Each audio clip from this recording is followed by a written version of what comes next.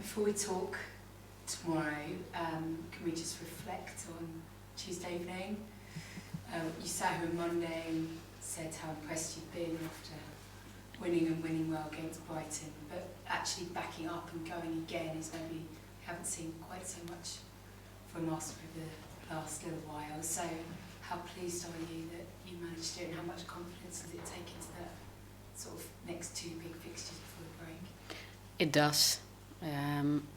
So success for us is huge, obviously, success in performances, and then ultimately in the results. I think we do really, really well against Juventus. I'm very proud of the players because it's a very hard away game to go to, also with the pressure that was on us, on getting a result, at least not losing.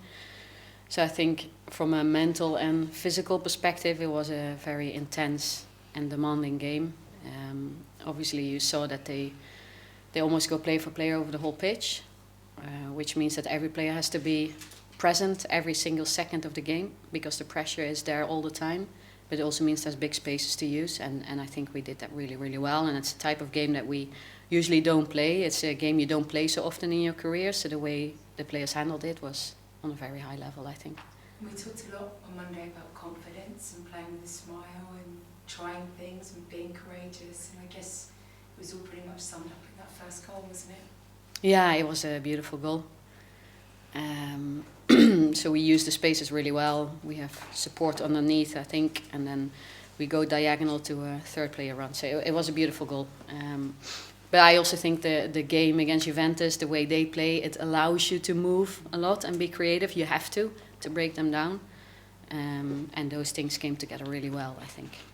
You've obviously been around the team in the dressing room environment and seen after games what reactions have been like. I wonder if you can give us a sense of what it was like on Tuesday, because that was, a very good, complete performance from a team that seemed really kind of happy and, as you said, playing as a team. Yeah, no, that's what I see when I see the team play and also train. They are together at the moment, trying to play to their own strengths and teammate strengths. So, yeah, I'm just very happy with where we are at the moment. At the same time, tomorrow is a totally different game, a very demanding game as well, a big game. So we do things really well at the moment. So the things we're doing well, we have to maintain, but then we also have to keep on developing. And that's what you hear the players say after Juventus as well. They're happy with the performance and the result. They know it's big, but they still have little details that they want to do better. So I think the players show great mindset at the moment. We know that the club have put out a statement a few weeks ago saying you'd be there till the international break, which is after these two games. What's happening beyond that? I don't know. So that's all I know, and that's all I'm focused on as well. Being in the here and now, I think what makes us so strong, what makes us so strong is that we are a team at the moment and we're all taking ownership of where we want to go, where Arsenal Women wants to go. So that needs to be put first. Do you think that's sustainable, though? I think it's good for the team if there comes a permanent solution, and I know the club is really working hard on it in the background. And I know you've been asked a lot of times if you'd like the job. So I'm not going to ask you if you'd like the job, but what I am going to ask you is why you wouldn't want this job. That was nice. Something different. Why I wouldn't want this job? Because right now it looks like a great job to have. Yeah. No, it's like, I think this job is, it's a very fun job. It's a demanding job as well. But again, I don't think so much about that. So how can you not, because you're living it every day? Yeah, it's mostly in the press conferences I have to think about it, because you keep on asking. But otherwise, I honestly, I don't, because there's so much we have to do on a day-to-day basis. We're spending long days getting things right. Obviously, we're staff members down, so we work really hard early morning to evenings, and we're just in a moment, and then I go home and I want to play with my son, 3-year-old, and then I go to bed really early. So honestly, there's not much else to my life at the moment. Do you think, obviously, that day-to-day moment suits you better than having to have a bigger vision and be part of a bigger machine? Yeah, well, at the moment I feel like I think I'm good at that, being in the moment. So I can imagine it fits for where we are at the moment. But again, what comes after this, or what's the future? I'm really not there with my thoughts. Just finally from me, massive weekend in the WSL, particularly with every game being played at huge stadiums, which, you know, Arsenal have done for a little while. But how important is it to put on a really good show for everybody this weekend? Because it is a huge shop window, isn't it, for those people that may not turn up and watch a game before. Yeah. No, I think, when did I stop playing? 2016, so that's 8 years ago. I think the women's game is growing so fast, and I think WSL in particular, there's some really attractive high-level football being played. So I think this weekend is going to be massive, and I hope it will attract more and more people, because I think the way the game is being played at the moment, it's very attractive to go and watch. Thanks, Gail. Bradley from TalkSport. Hi Renee, nice to speak to you. First things first, how much are you looking forward to your first North London derby as Arsenal's manager? Yeah, well, I was there last year, so I did 2 or 3 even in the Conti Cup. You can see it, you can feel it, and in the preparation to the game as well, how big it is. So yeah, I'm looking forward to it a lot. Can't say more, so I look forward to tomorrow. Yeah. And it seems like you're enjoying the responsibility of leading the team at the moment. It seems like the players are absolutely loving playing for you as well. Just how much are you enjoying this opportunity to lead the side at the moment? Well, I'm here for the team, so and the fact that the players are expressing themselves, that you see the confidence growing, and the way we perform at the moment, I'm just very happy that that's happening. How much has to do with what?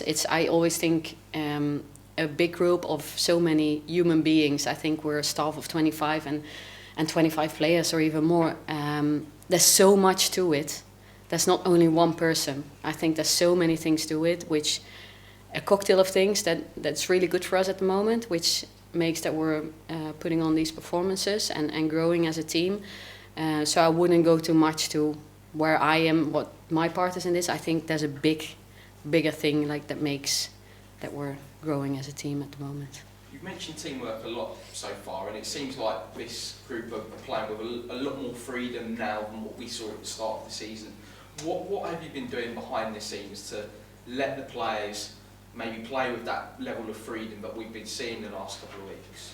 Well, still going back to the foundation that is here. I think what Jonas worked on for many years, we're still using that. So I think still big credit to the foundations that we have, because I don't think you can be creative and free if there's no foundation, no structure. We have a clear foundation and structure. But yeah, with success comes momentum, and if things are going well, players feel more free, and I think we want to allow them the freedom, but they still have to do certain things in their positions. But you can see that players start recognizing things, spaces, partnerships on the pitch, and I think that's very positive. Again, big credit to the players as well, because behind the scenes they're putting in a lot of effort and work both on and off the pitch. And lastly, back-to-back goals in the league for Alessia Russo as well. What has that done for her confidence now going into the rest of this year and the rest of this season? Yeah, we're a team, and we need to get the ball to our forwards. So that's a team effort, and then one player has to be at the end of it and needs to put the ball into the net.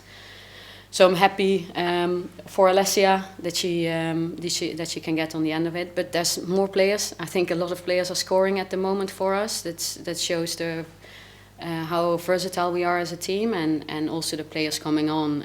I mean, Alessia has been starting a lot of games and scoring, but you also see the players coming on, like Estina, for example. They're all so valuable for us. So I'm happy that we see that many players are performing well and scoring the goals for us. That's great. Best of luck this weekend. Thank you. Thank you. Thanks, Bradley. Kit. Hi, Renee. Nice to see you. Obviously, this equivalent fixture last season was a fantastic occasion, but not a good result for Arsenal, losing at Tottenham Hotspur Stadium. What can you learn from that defeat last year to stop it happening again, essentially? It was the last game before the Christmas break, I think. So I think one big thing for us is that we are in the moment. We don't think about what's going to happen after the game or just be in the moment. I think what Tottenham did really well was closing spaces down, and they worked really, really hard to do that for 90 plus minutes. So that was the big learning. So how can we break things down? But obviously we don't know exactly what Tottenham is going to do tomorrow. Where are they at as a team? How are they going to attack this game? So we'll see what they will give us. We'll have to be on our toes tomorrow and be very present. And I know you said it's definitely best for the team to kind of go day by day through this block of games. But just for you personally, what is it like kind of not knowing what your position could be in 7 days' time once this block is complete? I think we're quite settled now as a staff in how we've picked this up during the block. So we still feel like within this block, within the staff, the way we picked up the roles, we have found some consistency. So we don't work with question marks. I think we are quite stable and consistent with what we're doing at the moment. So I don't have questions about the future or question marks of how we need to solve things, who does what. I think we're very settled at the moment. So I feel there's no questions or thoughts about the future. We're doing well at the moment as a staff. Thank you. Thank you. Tim. Yeah, hi Renee. I want to focus on one thing you have changed, bringing Steph Catley in at centre back, although she has played there before. I was looking back at what you said after the Vilahamn game, and you were talking about tidying up, defending in behind the defending line. I wondered whether maybe Steph's recovery pace is part of why you brought her in, and maybe just you talked on Tuesday night about giving credit to defenders and how well Steph's played in this period. Yeah, Steph has her qualities. I think Steph always brings the basics and the details, which things that you don't always see, but the way she covers spaces, the way she covers other players, the details of her passes and her decision making is just on a really high level. So that's what Steph brings to the team. But then obviously we have Laia Codina and Lotte and Leah Williamson as well. So we're just in a very luxurious position of having all these great centre backs in the team. But yeah, looking at Steph, I think that's what she definitely brings to the team. And behind them as well, the goalkeeper, you've kind of continued that rotation model that I think we've seen at Arsenal actually for many years now. And I wondered what comes into your thinking when you're selecting the goalkeeper. I can definitely see differences in possession, like Daphne's long passing, Manu's short passing. Are those the main factors, or what other factors do you kind of build in when you're picking a goalkeeper? Two great goalkeepers, but your number one job as a goalkeeper is to stop goals from going in, and most goals are being scored by shots or by finishes from crosses. So I think that's important to be good at as a goalkeeper. And then the way we play possession-based football, we get a lot of the ball. The goalkeeper can play a good role for us in passes, both short and long, and the right decisions of finding the free player. And I think they're both on a really high level. They work extremely hard together with Naomi, day in, day out, with Sepp Barton, our goalkeeper coach. So they're just both doing really, really well. And obviously they're not identical. They have differences. But yeah, just very good to have such good goalkeepers, two good goalkeepers in the squad.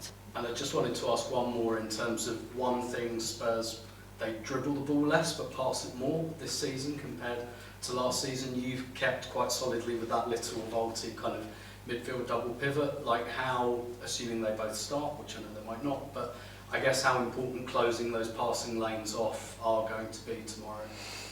I think, again, the way Spurs have been playing, I think they're a good team. What they do, they're versatile in our midfield, so they will ask us some questions and we'll need to solve those questions. They might rotate in position, so we need players on the pitch that can read that and defend that and communicate that really, really well. Thanks, Thank Tim. you. Aisha at the back. Hi, Renee. Hi. As someone who's been in women's football for some time, I was just wondering what this sort of monumental weekend means in terms of all the teams playing at the main stadiums, and whether there was a time in your career when maybe you thought that day wouldn't come. To be honest, when I grew up, I played with boys, and I was playing in the garden with my brothers, and I didn't even know if there was a national team growing up in the Netherlands. So I think from where I come from and where we are now, I think all teams are playing in the big stadiums across WSL and Championship. It's fantastic. It's unbelievable. I think how fast things are growing. So yeah, it put things in perspective as well. I think it's growing really, really fast. And yes, we want more, and we want things to be even better. But I think it's brilliant to see where we're at. Yeah. That was going to be my next question, actually. There's a lot of talk about stadiums, but maybe if you could pick one other thing that you would like to see an improvement on in women's football, what might that be? Oh, there's many things. I think on all parts, can we get better coach education? Can we get more opportunities? For example, also for players that are still playing that might want a career in coaching. I know a couple of our players are actually doing their coaching batches. So that will be one. And I think just acceptance around the whole society still. I think there's some terrain to win. Is that an English saying? No. Ground to gain. Ground to gain. Yes. Thanks, Renee. Thank Awesome. you. Megan. Hi Renee, hope you're well. As much as I'm loving that chat, I just want to ask if there's any changes to the squad at all from the Juventus game tomorrow. There will be changes because the Champions League squad is bigger than the WSL squad, so we'll have 20 players in the squad tomorrow. No injuries or anything like that? Everyone fit, the players that have been fit, and obviously we have Amanda Ilestedt away because of the baby she got, and Victoria Palova still on recovery. And I just wanted to touch on the travelling fans. Obviously there was about 200 I think that travelled to Italy for the Juventus games, like incredible. Some clubs can only dream of getting a commitment like that from the fans, and that they've also sold out the allocation for tomorrow's game at Tottenham as well. Like, how incredible is that for you to just have that commitment from the fans constantly showing up for the team? Yeah, I can't believe it, how much they invest time and money probably to come and watch us both home and away. It's brilliant, and again the players see it, they feel it, and I think it really helps us and gives us that extra little push. So yeah, I think it's fantastic. It's and in my opinion, maybe I'm a little bit biased, but I think we have the best fans. But yeah, no, it's fantastic. Brilliant, thanks. Best of luck. Thank you. Thanks. Helen. Yes, Renee, I'm quietly clapping you today, by the way, not. We were just talking to Leah Valti in the other room, and she mentioned how the calmness and clarity that you bring to the squad, but also that you manage to bring out a ruthless efficiency when they're playing, which is like a very different kind of, two different kind of characteristics of that. And I wondered how you kind of juggle those different characteristics, because they are sort of usually opposing things. Yeah, for us at the moment they are not actually. It's interesting to hear that Wally pinpointed those. There was a couple of areas when we were planning for Block 2, things we wanted to do better as a staff, and then the players got to sit down as well and discuss what they think we need to do better this block. And those were a couple, so being calm, being clear, and ruthlessness, I definitely think they can go together. Because if you're really clear and calm about what you want, you can actually be ruthless in those moments. And I think we're finding the right balance at the moment, and we're in a good place, but yeah, we have to maintain and do things even better. And the other thing was, we talked about whether there was a plan A and a plan B, and I think in the last, maybe the 3 halves and then the last half, the 2 games, so quite a lot of goals. The first 3 halves you played without Mariona, and the last half you played with her, and it feels like maybe that's the plan A and that's the plan B, I don't know, because once Frida went out and Mariona came in, you played in a different kind of style, obviously, and she was going for the ball all the time, which Frida had been doing in the other one, and I wondered if that is sort of an unspoken plan A and plan B. It's different from game to game. Plan A, plan B, plan C, plan D even.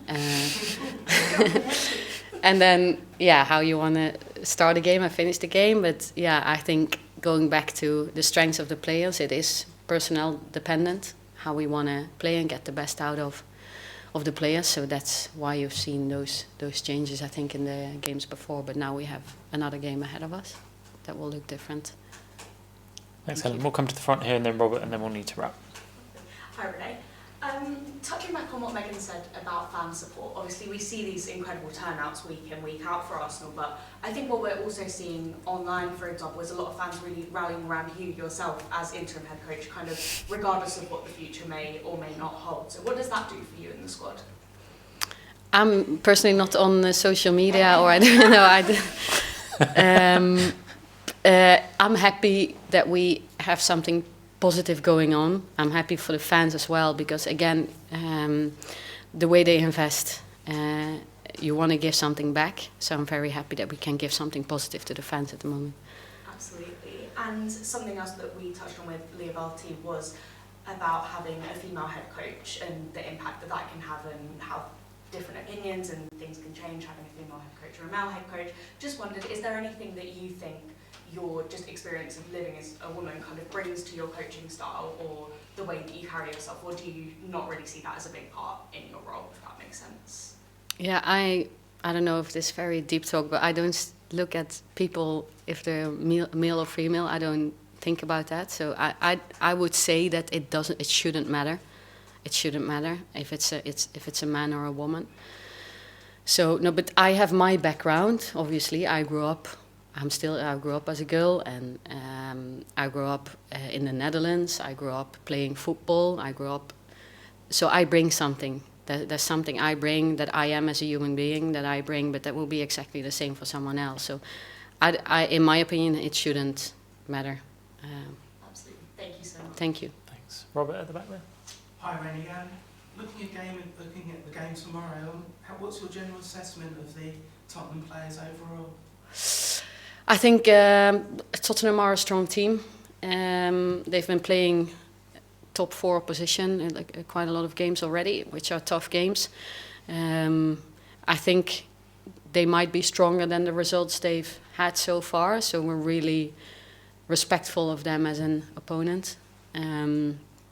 They have some individual qualities. I think they show great mentality and do things together. So it's going to be a very hard opponent. But again, I think if we keep on bringing what we're bringing, I think we're a top team. So it's going to be interesting to see the two teams against each other tomorrow. When you look at the game tomorrow, what do you expect in terms of atmosphere and the tactical approach of the bench on the opposition? Atmosphere is going to be good, I think. Hearing all the away fans that are coming. It's going to be a challenging game, I think, to manage. I've played against Robert Vilahamn before when he was coaching a team in Sweden. I think he's a good coach, and he reads the game well. He might make in-game changes. We might make in-game changes. So it's going to be an interesting game. But I think apart from that, it's about what the players are going to bring on the pitch, and we have very intelligent football players on the pitch, so most of it they're going to manage themselves, and we'll try to help from the sideline. Awesome. Thank you, guys. We'll leave it there. Thank you. Thank you. Thank you. Thanks so much.